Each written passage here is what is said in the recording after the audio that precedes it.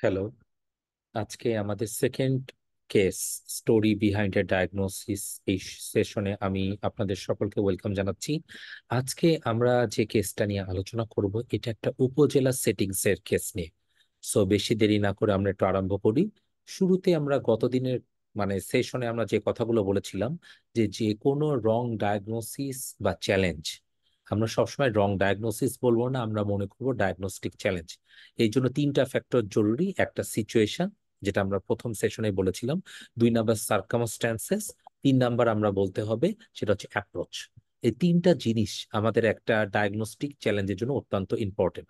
So আমি এটা নিয়ে আর আলোচনা করতে চাচ্ছি না। সেকেন্ড ইস্যুটা নিয়ে ডিসকাস করতে চাইলাম, থিঙ্কিং প্রসেস।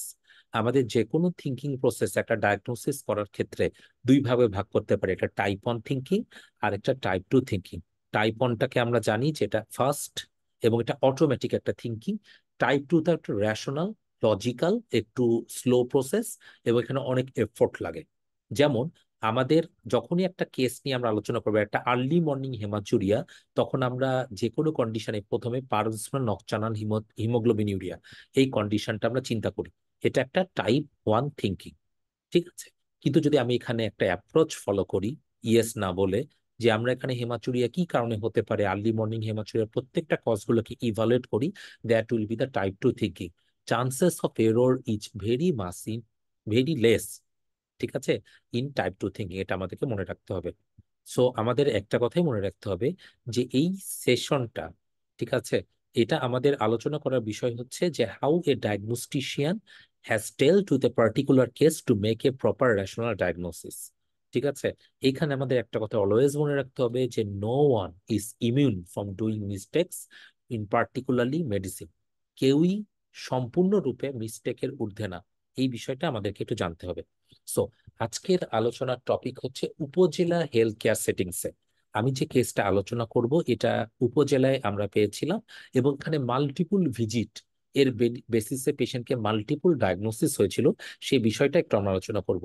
যে যখনই আমরা একটা পেশেন্ট দেখি, একবার দেখাই যে শেষ না, মাল্টিপুল দেখা যায় যে মাল্টিপুল ঘটনা ঘটতে পারে এবং প্রত্যেকবার যে পেশেন্টটাকে আমাদেরকে একটু গুরুত্ব সহকারে দেখতে হবে। এটাই হচ্ছে আজকের আমাদের এই এই সেশনের শিক্ষা।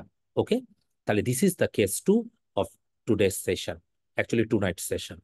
ওকে, সো রুগী যখন প্রথম ভিজিটে আমার কাছে এসেছিল, তখন আমরা পেয়েছিলাম হচ্ছে পেশেন্ট একটু ফিভারিশ ছিল, গা গরম ছিল, সাথে একটু ওয়েট লস ছিল।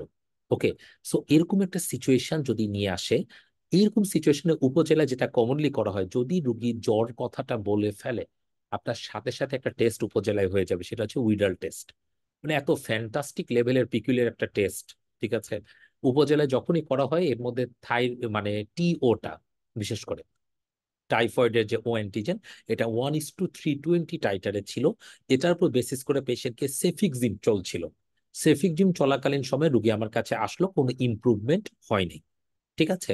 তার মানে রুগী জ্বর ছিল, সাথে ওয়েট লস ছিল। উইডাল টেস্ট করা হয়েছিল, উইডাল টেস্টে টিও টাইটারটা 1:320, যেটা সিগনিফিক্যান্ট রাইজ। এর উপর বেসিস করে সেফিক্সিম, যেটা একজন ডক্টর দেয়নি, সম্ভবত একজন পল্লী চিকিৎসক দিয়েছিল। এরপরে পেশেন্ট কোনো ইমপ্রুভমেন্ট হয়নি, আমাদের কাছে আসছে, এসে আমাদেরকে বলল যে আমরা এই ওষুধটা খাচ্ছি সেফিক্সিম, কোনো রকম রেসপন্স করছে না। ঠিক আছে, তো তখন ওই সময় যখন আমরা রুগীটা দেখতাম, এটা একদম 2019 সালের কথা। তখন আমরা রুগী দেখার জন্য অনেক আসলে একটু ডেডিকেশনটাও বেশি ছিল। তখন আমরা যখন দেখলাম যে পেশেন্টের ফিভারিশ আছে, ওয়েট লস আছে, আমাকে তো একটা জিনিস টার্গেট করতে হবে। তাহলে কোন জিনিসটা টার্গেট করলাম? ওয়েট লসকে টার্গেট করলাম। যখনই ওয়েট লসের হিস্ট্রিটা আমরা ফার্স্ট ভিজিটে নিলাম, ওয়েট লসের সাথে আমরা কমনলি একটা কমপ্লেন সবসময় জিজ্ঞাসা করি, এর সাথে অ্যাপেটাইটটা কেমন আছে। রুগী বলল তার অ্যাপেটাইটটা তেমন একটা চেঞ্জ হয় নাই, কিন্তু সে ঠিক মতো খাওয়া দাওয়া করছে। In spite of that patient weight loss হয়ে যাচ্ছে। তখন আমরা পেশেন্টের পালসটা দেখলাম, দেয়ার ইজ ট্যাকিকার্ডিয়া। চোখটা দেখলাম, চোখটা দেখে একটু হলেও এক্সোপথ্যালমোসের মতো মনে হচ্ছিল স্লাইটলি। কিন্তু এই সিচুয়েশনে আমরা সবসময় একটু নেকটা দেখি, যেহেতু একটু হালকা জ্বর আছে, ওয়েট লস আছে, আমাদের একটা জিনিস দেখতে হয় কোনো সাব অ্যাকিউট থাইরয়েডাইটিস কিনা। দেখলাম নেকে কোনো রকম টেন্ডারনেস নেই। ওকে, তাহলে একটা ইম্পর্টেন্ট ব্যাপার, whenever a patient came with weight loss with preserved appetite, আমার কিন্তু ডিফারেন্সিয়াল খুবই কম।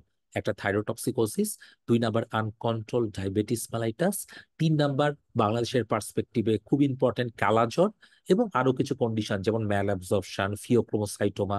But thyrotoxicosis, uncontrol diabetes mellitus আর কালাজ্বর, এই তিনটা কথা বাংলাদেশের জন্য অতীব গুরুত্বপূর্ণ।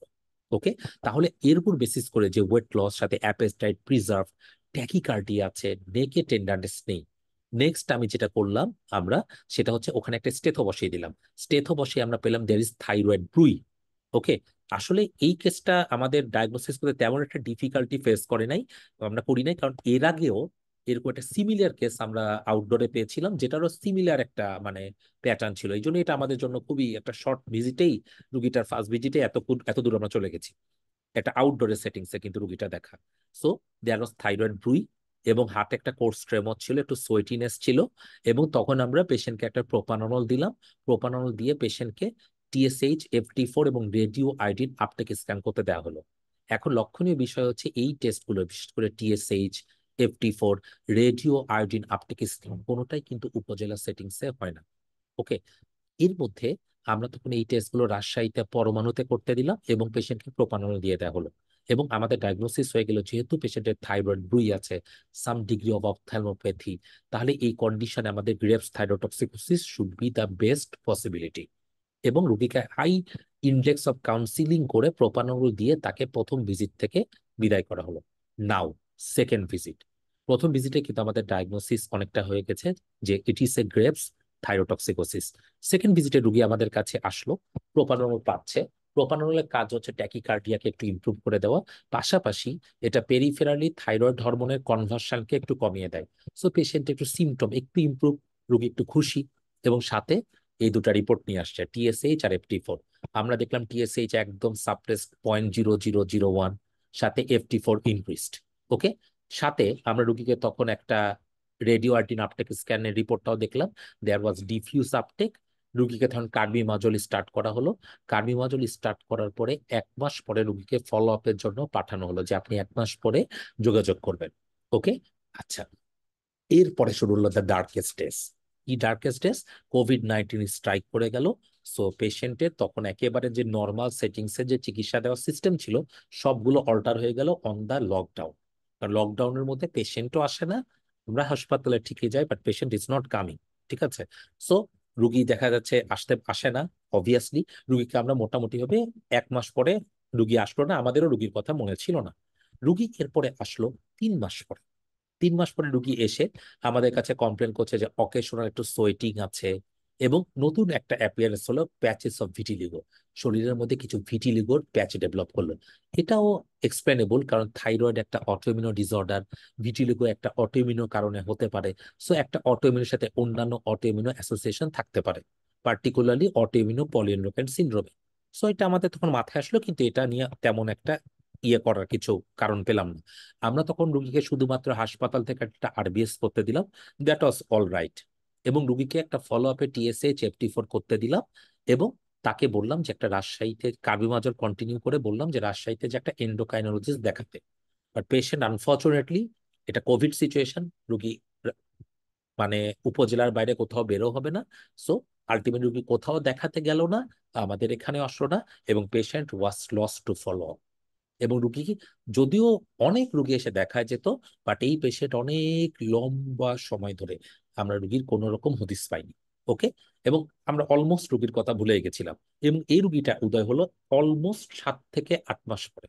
ওকে, 7 থেকে 8 মাস পরে রুগী অ্যাপিয়ার করলো fourth visit. So fourth visit বলতে আমি বুঝাচ্ছি যে ফোর্থ ইম্পর্টেন্ট ভিজিট, যেটা আমার মনে আছে। এর মাঝখানে রুগী হয়তো মানে 2-1 বার আসছিল, কিন্তু এটা ইম্পর্টেন্ট ভিজিট। কিন্তু রুগীর সবচেয়ে ইম্পর্টেন্ট ব্যাপার, থার্ড এবং ফোর্থ ভিজিটের মাঝখানে রুগী আমরা প্রায় 8 মাসের মতো রুগীর কোনো হদিস আমরা পাইনি। এবার রুগী আসলো কিছু শর্টনেস অফ ব্রিথ নিয়ে। যখনই শর্টনেস অফ ব্রিথ নিয়ে আসলো, সাথে আমরা রুগীকে দেখে বললাম, রুগীকে বললো যে, আমি জিজ্ঞাসা করলাম যে এখন কেমন আছেন। রুগী বললো তার একটু ফ্যাটিক আছে এবং ওয়েট গেন আছে। যখনই ওয়েট গেন হয়, একটা থাইরয়েডের অ্যান্টি থাইরয়েড ওষুধ খাচ্ছে, আমাদের একটা মাথায় থাকতে পারে পেশেন্ট কোন রকম হাইপো হয়ে গেল কিনা। কারণ যখনই যখনই এই রুগীটাকে আমরা দেখি, তখন কিন্তু একটা হাইপো হওয়ারও পসিবিলিটি থাকতে পারে। তারপর আমরা রুগী যখন এক্সামিন করলাম, এক্সামিন করে দেখলাম লেফট সাইডে ওয়েট সাউন্ড ডিমিনিশ, ট্রাকিয়াটা একটু রাইটে শিফটেড, তার মানে পেশেন্টের লেফট সাইডের প্লুরাল ফিউশন। ঠিক আছে, কারণ আমরা জানি কোন একটা সাইডে ব্রেথ সাউন্ড ডিমিনিশড হলে ট্রাকিয়ার পজিশনটা দেখতে হয়। ট্রাকিয়া যদি সেম সাইডে থাকে তাহলে কলাপস, ট্রাকিয়া যদি অপোজিট সাইডে থাকে তাহলে ইট মাস্ট বি ইফিউশন। ওকে, তাহলে আমাদের এটা মনে হয়ে গেলে এটা ইফিউশন হতে পারে। এরপর আমরা রুগীকে চেস্ট এক্স রে করতে দিলাম উপজেলা থেকেই, এবং উপজেলায় চেস্ট এক্স রে পেশেন্টের কনফার্ম দেখতে পেলাম যে দেয়ার ইজ লেফট সাইডের ইফিউশন সাসপেক্টেড। ওকে, এবং একটা আল্ট্রাসাউন্ডও করতে দিলাম, কারণ আমার কাছে যখন পেশেন্টের অ্যাবডোমেন দেখছিলাম একটু শিফটিং ডালনেস পজিটিভ মনে হচ্ছিল। ওকে, সো আমরা যখন অ্যাবডোমেন দেখলাম, তো দেখলাম যে দেয়ার ইজ মডারেট অ্যাসাইটিস। ঠিক আছে, উপজেলায় বেস্ট একটা আল্ট্রাসাউন্ড হতে পারে, সেখান থেকে আর কোনো কিছু কমেন্ট টমেন্ট করে নাই, এবং শুধু বলছে দেয়ার ইজ মডারেট অ্যাসাইটিস। ঠিক আছে, আমরা তখন লেগ এক্সামিন করলাম যে কোনো, যেহেতু তার ইফিউশন আছে, অ্যাসাইটিস আছে, এরকম সিচুয়েশন পলিসেরোসাইটিসে হতে পারে। পলিসেরোসাইটিস এসএলইর জন্য হতে পারে। পেশেন্টের কোনো জয়েন্ট পেন সহ অন্যান্য কোনো কমপ্লেন ছিল না। উপজেলার রুগী, আমি তাকে একটা এএনএও করার কোনো সুযোগ নাই। 2 নাম্বার লিম্ফোমার জন্য হতে পারে, তার অ্যাক্সেসেবল কোনো লিফ নোড ছিল না। That is very important, but এটা লিম্ফোমার জন্য কিন্তু হতে পারে। 3 নাম্বার হাইপোথাইরয়েডিজমের জন্য হতে পারে। ঠিক আছে, সো এটা হাইপোথাইরয়েডিজম কি না, যেহেতু পেশেন্ট অ্যান্টি থাইরয়েড খাচ্ছে, লেগটা তখন টিপিক্যালি বেডের উপর তুলে তার ডিলেড রিল্যাক্সেশন আছে কিনা দেখার চেষ্টা করলাম। দেখলাম there is some degree of delayed relaxation of ankle, যার ভিডিওটা আমি হারিয়ে ফেলেছি। তখন এটার উপর বেসিস করে আমরা তাকে কার্বিমাজল, মানে কার্বিমাজল যেহেতু হাই ডোজে শুরু করছিল, আমরা তখন রুগী বললাম কার্বিমাজল কি ডোজে খাচ্ছিলেন। রুগী বলছিল যে রুগীর মাঝখানে সিমটম একটু মানে ইমপ্রুভমেন্টের জন্য রুগী মনে হয় ডোজটা নর্মাল তাকে 45 মিলিগ্রাম দেওয়া হয়েছিল, রুগী মনে হয় 60-70 মিলিগ্রাম করে খাচ্ছিল সম্ভবত, এরকম কিছু একটা কমপ্লেন বলেছিল। খুবই হাই ডোজে খাচ্ছিল এবং কোনো রকম ফলো আপ অলমোস্ট 8 মাসে পেশেন্ট আমাদের সাথে করে নাই, এবং সে কোনো এন্ডোক্রাইনোলজিস্টও দেখায় নাই। সো এটার উপর বেসিস করে তখন আমরা একটা ইসিজি করলাম, যেহেতু তার ইয়ে আছে, ইসিজি করতে দিয়েছিলাম বিকজ তার পেরিকার্ডিয়াল ইফিউশন আছে কিনা। তার যদিও কোনো মাফল হার্ট সাউন্ড রেস জেভিপি কিছুই ছিল না, আমরা একটা ইসিজি করলাম, ইসিজি ওয়াজ অ্যাবসোলুটলি নর্মাল। তখন তাকে একটু হাই ইন্ডেক্সে কাউন্সিলিং করে যে আপনার এই অবস্থা আছে, আপনার থাইরয়েডটা মেবি কমে গেছে, এটা বুঝায় তাকে একটা টিএসএইচ FT4 আর T2 অ্যান্টিবডি করতে রাজশাহীতে পাঠিয়ে দেওয়া হলো। এবং তখন আমরা দেখলাম টিএসএইচটা 122, টিপি অ্যান্টিবডি সে করতে পারেনি, তখন মনে হয় টিপি অ্যান্টিবডি হচ্ছিল না মোস্ট লাইকলি। তখন আমরা একটা পসিবিলিটি রাখলাম একটা অ্যাট্রোজেনিক, পাশাপাশি হাসি মটোজও হতে পারে, একটা অটোইমিউনের সাথে অন্য অটোইমিউন অ্যাসোসিয়েটেড থাকতে পারে, বাট এটা মোস্ট লাইকলি অ্যাট্রোজেনিক। তখন আমরা তাকে ব্লক অ্যান্ড রিপ্লেসে খুবই লো ডোজ ইয়ের সাথে থাইরক্সিন অ্যাড করে আবার তাকে একটা এন্ডোক্রাইনোলজিস্ট আর সাথে দেখাতে বলা হলো, কিন্তু আনফর্চুনেটলি পেশেন্ট তখনও রাজশাহীতে যে, বিকজ তার ওই অ্যাফোর্ডটা নাই, ওই সে কোনো টাকা খরচ করে কোনো এন্ডোক্রাইনোলজিস্ট দেখাতে পারবে না। ওকে, সো সে কাউকে দেখায়নি, তাকে রাজশাহী মেডিকেলে যোগাযোগ করতে পারে, সে সেটাও যোগাযোগ করেনি। ঠিক আছে, এরপরে রুগী ফিফথ ভিজিট, মানে এই ভিজিটটা ছিল হচ্ছে, এই ভিজিটের 2 সপ্তাহ পরে রুগী আবার আমাদের কাছে আসলো। এবার ফোন দিয়ে আসলো, তাকে ফোন নাম্বার অনেক আগে অবশ্য দেওয়া হয়েছিল। সো ফোন দিয়ে আসলো, এসে বললো যে আমার একটু লো গ্রেড ফিভার আছে, শর্টনেস অফ ব্রিথ আগের চাইতে অনেকটা কমেছে কিন্তু এখনো আছে, ফ্যাটিগও আছে। আমরা তখন এক্সামিনেশন করলাম, এক্সামিনেশন করে দেখলাম যে অ্যাবডোমেনে কোনো রকম শিফটিং ডালনেস নেই, but there is persisting pleural effusion. Pleural effusion আগে যেরকম ছিল এক্স রে করে দেখলাম একই রকমই আছে। তখন আমরা তাকে এই কন্ডিশনে আরেকটা অ্যাডভাইস দিলাম, যে অ্যাডমিশন ইন দা মানে মেডিকেল কলেজ হসপিটাল, এবং এখানে প্লুরাল ফ্লুইড স্টাডি তাকে অ্যাডভাইস করা হলো। ওকে, এবং সে স্টিল, তাকে অ্যাডমিশন অ্যাডভাইস দেওয়ার পরে সেটা ডিনাই করলো। তাকে তখন একটা স্পুটাম ফর এবি করতে দিলাম উপজেলা, যেটা সম্ভব, কারণ সে কোনোভাবেই তার প্লুরাল ফ্লুইড ড্র করবে না। ঠিক আছে, তো তাকে স্পুটাম ফর এফবি করতে দিলাম। স্পুটাম ফর এফবি করতে দেওয়ার পরে পেশেন্টের এফবিটা আমাকে ইয়ে থেকে ফোন দিয়ে জানালো যে ওই যে টিএলসি ওগুলো এসে বললো যে একটু সাসপিশিয়াস আছে স্যার, এটা আমরা রাজশাহীতে সেন্ড করে দিয়েছি। তো রাজশাহীতে যাওয়ার পরে জিন এক্সপার্টটা হায়ার সেন্টারে পাঠিয়ে দিল, এবং gene expert was positive. So that is another interesting fact. যখন আমরা পেশেন্টের যখনই প্লুরাল ইফিউশন পেলাম, অ্যাসাইটিস পেলাম, all this fact can be explain by hypothyroidism. So প্রথম দিকে আমরা প্লুরাল ফ্লুইড তাদের ক্ষেত্রে অ্যাসপিরেশন অ্যাডভাইস করেছিলাম, বাট রুগীকে এটাও বলেছিলাম যে আপনার একটা থাইরয়েড দিয়েও সমস্যা দিয়েও হতে পারে। তারপর যখন টিএসএইচ 122 পেলাম, তাকে ওই কাউন্সিলিং করে থাইরয়েডের ওষুধ দেওয়ার পরে রুগী অনেকই রিকভারে ছিল, বাট তার শর্টনেস অফ ব্রিথটা ইম্প্রুভমেন্ট হচ্ছিল না, তার একটা লো গ্রেড ফিভারের মতো ছিল। যদিও তার কন্ট্যাক্ট উইথ টিবির হিস্ট্রি ছিল না, বাট বাংলাদেশের ক্ষেত্রে এটা অনেক সময় খুব একটা এসেনশিয়াল না। সো যখনই রোগীর ইফিউশন ইমপ্রুভমেন্ট হচ্ছে না, 2-3 সপ্তাহ হয়ে যাচ্ছে, তখন আমাদের এই সিচুয়েশনে অ্যাটলিস্ট আমরা, যেহেতু তাই সে প্লুরাল ফ্লুইড ড্র করবে না, তার ইনভেসিভ প্রসিডিউর আবার অনেক প্রবলেম আছে, সো আমরা তাকে বললাম যে আপনি একটা স্পুটাম করেন। স্পুটামটা আমাদের উপজেলায় যেহেতু জিন এক্সপার্ট ওই সময় হতো না, সো আমরা তখন gene expert A B was suspicious, জিন এক্সপার্টের জন্য রাজশাহীতে পাঠিয়ে দিল, দ্যাট ওয়াজ পজিটিভ। এটার উপর বেসিস করে আমরা উপজেলা থেকে তাকে ক্যাটাগরি 1 অ্যান্টি টিবি ড্রাগ শুরু করলাম। তাহলে দেখেন, রুগীর আগে থেকে ডায়াগনোসিস ছিল গ্রেভস থাইরোটক্সিকোসিস, এরপর আসলো ভিটিলিগো, এরপর সে আবার হাইপোথাইরয়েডিজম হয়ে গেল, এরপর তার পালমোনারি টিউবারকুলোসিস হয়ে গেল। সো এই সেটিংসে রুগীর একটা নতুন ডায়াগনোসিস আমরা পেলাম, সেটা হচ্ছে পালমোনারি টিউবারকুলোসিস। ওকে, ক্যাটাগরি 1 অ্যান্টিটিবি ড্রাগ শুরু করলাম। শুরু করার সাথে তাকে স্টেরয়েড দেওয়া হলো। যদিও typically pleural effusion steroid is not not that much recommended in guideline, absolute ইন্ডিকেশনে আসে না। অ্যাবসলিউট ইন্ডিকেশনের মধ্যে একটা অ্যাড্রেনাল টিবি আর একটা আসে হচ্ছে আপনার পেরিকার্ডিয়াল টিবি। ওকে, তবে তাকে স্টেরয়েড সহই পাঠানো হলো। স্টেরয়েড দেওয়ার পরে রুগীকে আমরা, এরপরে 1 সপ্তাহের মধ্যে রুগী আবার উদয় হলো। রুগী এসে কমপ্লেন করে তার প্রচন্ড মাথা ঘুরাচ্ছে। যখনই প্রচন্ড মাথা ঘুরাচ্ছে এবং ফ্যাটিক কমপ্লেন করছে, এরকম সিচুয়েশনে আমরা উপজেলায় তখন অ্যাটলিস্ট একটা বিপি তো চেক করে দেখতে পারি। সে মাথা ঘুরাচ্ছে, দেখলাম বিপিটা অনেক লো। যখনই একটা patient TB diagnosed, BP low, তখন আমাদের মাথায় একটা নতুন ডায়াগনোসিস চলে আসে, it could be adrenal TB কিনা। কারণ অ্যাড্রেনাল টিবি কিন্তু as a part of disseminated TB এটা হতেই পারে। তখন আমরা তাকে একটা 9 AM কর্টিসল এবং শর্ট সাইনাকটিং টেস্ট একটা অ্যাডভাইস করলাম, কিন্তু তার আগে আমরা উপজেলায় একটা পোস্টারাল ড্রপ আছে কিনা দেখলাম। রুগীকে শোয়ানো অবস্থায় একটা বিপি মাপলাম, তারপরে বসানো অবস্থায় তৎকালীন প্রোটোকলে 3 মিনিট পরে আরেকটা বিপি মাপলাম, এবং এখানে ডায়াস্টোলিক প্রেশারটা একটু বেশি ফল করে গেছিল। তখন আমরা যখন দেখলাম যে তার পোস্টারাল ড্রপ আদৌ মানে পজিটিভ, তখন তার কোনো পিগমেন্টেশন আছে কিনা অ্যাড্রেনাল গ্ল্যান্ড ইনভলভমেন্টের জন্য, বিশেষ করে পেরিওরাল পিগমেন্টেশন, পামার ক্রিজে কোনো পিগমেন্টেশন আছে কিনা, দেখলাম কোনো রকম পিগমেন্টেশন নাই, বাট পোস্টারাল ড্রপ, ফ্যাটিক। তখন তাকে আমরা বললাম যে অ্যাটলিস্ট রাজশাহীতে যে 9 AM কর্টিসলটা করান, বাট পেশেন্টের তখন আসলে কোনো টাকা পয়সা ছিল না। তখন আমরা একটু নিজস্ব ফান্ড থেকে তাকে উপজেলায়, তখন তৎকালীন সময় একটা জায়গায় মানে পেশেন্ট ওয়াজ ডিনাইল, সেগুলা কোনো টেস্ট করতে পারবে না, অ্যাফোর্ডও করতে পারবে না। তখন আমরা তাকে একটা ইলেকট্রোলাইট করতে দিলাম। এই ইলেকট্রোলাইটটা পসিবলি একটা মানে ইনভেস্টিগেশন সেন্টার থেকে দেওয়া হলো। তারা আবার রাজশাহী থেকে মনে হয় স্যাম্পল নিয়ে পরীক্ষা করে দেয়, এরকম কিছু সামথিং কিছু একটা। এখানে আমরা 9 AM কর্টিসলও করতে দিয়েছিলাম, বাট ওই সময় নাকি তৎকালীন ল্যাবে নাকি হচ্ছিল না, এরকম কিছু একটা আমাদেরকে বললো। শুধু আমাকে ইলেকট্রোলাইটটা করে দেখালো, 9 AM কর্টিসল রিপোর্টের মধ্যে আসলো না। আমরা যদি 9 AM কর্টিসলে ওই সময় মনে পেমেন্ট করা হয়েছিল সম্ভবত। সো ইলেকট্রোলাইটের সোডিয়াম দেখলাম 118 এবং পটাশিয়াম 5.0। সো এরকম সিচুয়েশনে, যদিও ওই সময় একটা সিবিসিও করেছিলাম আমরা ইয়ে থেকে, সিবিসিতে আমরা ইওসিনোফিল খোঁজার চেষ্টা করি, অ্যাডিসনসে অনেক সময় ইওসিনোফিলিয়া হয়।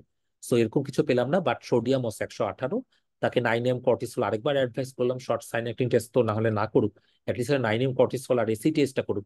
বাট এসিটিএস অবশ্য রাশিয়াতে সব জায়গায় হয় না, তৎকালীন সময় আমার জানা ছিল না, বাট কোনোটাই করা পসিবল হলো না। হাউএভার, হাই ইন্ডেক্স অফ সাসপিশনে পেশেন্টকে স্টেরয়েড অ্যাড করা হয়ে গেল। ঠিক আছে, স্টেরয়েড তখন অ্যাড করলাম আমরা রিপ্লেসমেন্ট ডোজে। রিপ্লেসমেন্ট ডোজে with high index of suspicion of having adrenal TB, এবং আমার হোল ডায়াগনোসিস হয়ে গেল it was the case of disseminated tuberculosis. তাহলে তার 6 ভিজিটে আমরা আরেকটা নতুন ডায়াগনোসিস পেলাম। শুধু পালমোনারি টিবি ছিল, it was become pulmonary plus adrenal equal to TB involving adrenal or and lung, or in the older classification we can call it disseminated TB। ঠিক আছে, so that was our complete diagnosis during all the visit। So last follow up যখন পেশেন্টের আমাদের করা হলো, মানে আমার উপজেলা থেকে আসার আগ মোমেন্টে patient completed the anti TB drug, steroid নিচ্ছিল তখন, এবং পেশেন্টের একটু স্ট্যাবল ইয়ে ছিল, লো ডোজে থাইরক্স এবং অ্যান্টি থাইরয়েড পাচ্ছিল। তো এন্ডোক্রাইনোলজিস্ট মানে একজনকে অ্যাডভাইস করা হয়েছিল, পেশেন্ট ডিডেন্ট মানে actually visited any sorts of endocrinologist, সে আমাদের কনসালটেশনেই ছিল ফুল ফুল মানে থ্রু আউট দ্য টাইম। ঠিক আছে, এবং patient was a bit stable. ঠিক আছে, এরপরে যখন আমরা চলে আসলাম উপজেলা থেকে, রুগীকে বেশ কয়েকবার ফোন দেওয়া হয়েছিল, যে রুগী বলে যে রুগী ভালো আছে, পেশেন্টের মানে টিএসএইচ মানে ওখানে কোনো একটা ল্যাবে এখন হয় নাকি ওই উপজেলায়, টিএসএইচ নাকি নর্মাল আছে, এই লো ডোজে পেশেন্ট কার্বিমাজল আর হচ্ছে নাকি থাইরক্সিন নিচ্ছে সম্ভবত উইথ স্টেরয়েড। ঠিক আছে, so patient was a bit stable till now. ঠিক আছে, সো আমার কথা হচ্ছে, আমি পুরাপুরি মানে সবগুলো বিষয় নিয়ে আমি আলোচনা করব না। আমার টেক হোম মেসেজ হচ্ছে এটাই, যখনই আমরা একটা টারশিয়ারি কেয়ার হসপিটালের ক্ষেত্রে এই পেশেন্ট ম্যানেজ করাটা খুবই স্ট্রেট ফরওয়ার্ড। আমার কাছে গাইডলাইন আছে, গাইডলাইন অনুযায়ী আমি কাজ করতে পারবো, যে কোনো সময় যে ইনভেস্টিগেশন গুলোর প্রয়োজন আমি অ্যাটলিস্ট সেগুলো এনশিওর করতে পারবো। তো এরকম সিচুয়েশন একটা টার্সিয়ারি কেয়ার হসপিটালে পেশেন্ট ম্যানেজ করা অনেক ইজি। কিন্তু যখন উপজেলায় লো রিসোর্স সেটিংস আপনি কাজ করবেন, তখন এই রকমের পেশেন্ট ম্যানেজ করা কিন্তু অনেক কঠিন হয়ে যায়। ঠিক আছে, তখন আমাদের এই লো রিসোর্সকেই যতখানি সম্ভব ইউটিলাইজ করা যায়, এটা অনেক আমাদের জন্য উপযোগী। হ্যাঁ, তবে রুগীর একটা জিনিস আমি খুবই অ্যাপ্রিসিয়েট করব, যে রুগী অ্যাটলিস্ট পরমাণুতে তার থাইরয়েড টেস্ট গুলো যে করেছে, এই জন্য আমরা তার প্রতি অনেক কৃতজ্ঞ। নাহলে এই ম্যানেজমেন্ট করাটা অনেক কঠিন হয়ে যেত। ওকে, সো আমাদের যখনই ম্যানেজ করতে হবে উপজেলায় লো রিসোর্স সেটিংস এ high index of clinical suspicion, এবং আমরা যদি নেভার লেট গো অ্যাপ্রোচটা যদি ফলো করি, যে একটা পেশেন্ট এখন একটা সিমটম নিয়ে আসছে, তাহলে তার আগের রোগের বেসিসে কারেন্ট সিমটমটা কতখানি ইম্পর্টেন্ট, সেটাকে যদি আমরা মাথায় রাখি, তাহলে আমরা একটা প্রপার ডায়াগনোসিস করতে পারি। ওকে, তাহলে একটা জিনিস খুবই ইম্পর্টেন্ট, যে আমরা যে কোনো পেশেন্ট আসলেই, তার বর্তমান সময়ে আসলেই, তার প্রিভিয়াস সিচুয়েশনের সাথে কারেন্ট সিচুয়েশনের অ্যাসোসিয়েশন গুলোকে কাজে লাগাই ডায়াগনোসিস গুলো প্রপার করা উচিত। হ্যাঁ, এইভাবে যে আমরা সবসময় যে প্রপার ডায়াগনোসিস করতে পারি, নট লাইকলি। আমি এটাও বলবো না যে এখানে এই পেশেন্টের ক্ষেত্রে আমাদের সবকিছু যে আমরা স্ট্রংলি অ্যাপ্রোচ চয়েস করতে পারছি, নট লাইকলি। বাট উপজেলার ক্ষেত্রে আমাদের যতখানি সম্ভব কারেন্ট অ্যাপ্রোচ গুলোকে ব্যবহার করে, কারেন্ট রিসোর্স গুলোকে ব্যবহার করে, পেশেন্টের ফাইন্যান্সিয়াল অবস্থাগুলোকে মেনটেন করে, আমরা যাতে কখনোই ডায়াগনোসিসের অ্যাপ্রোচ থেকে বা ডায়াগনোসিসের প্রসেস থেকে না সরে যাই। ঠিক আছে, আপনাদের যে কোনো রকমের মানে কমেন্ট থাকলে আমাদেরকে আমাদেরকে কমেন্ট সেকশনে জানাবেন। আমার এই চ্যানেলটাকে সবাই সাবস্ক্রাইব করবেন, এবং আরো অনেক কেস নিয়ে আমরা ইনশাল্লাহ হাজির হব। সবাইকে ধন্যবাদ। Thank you so much.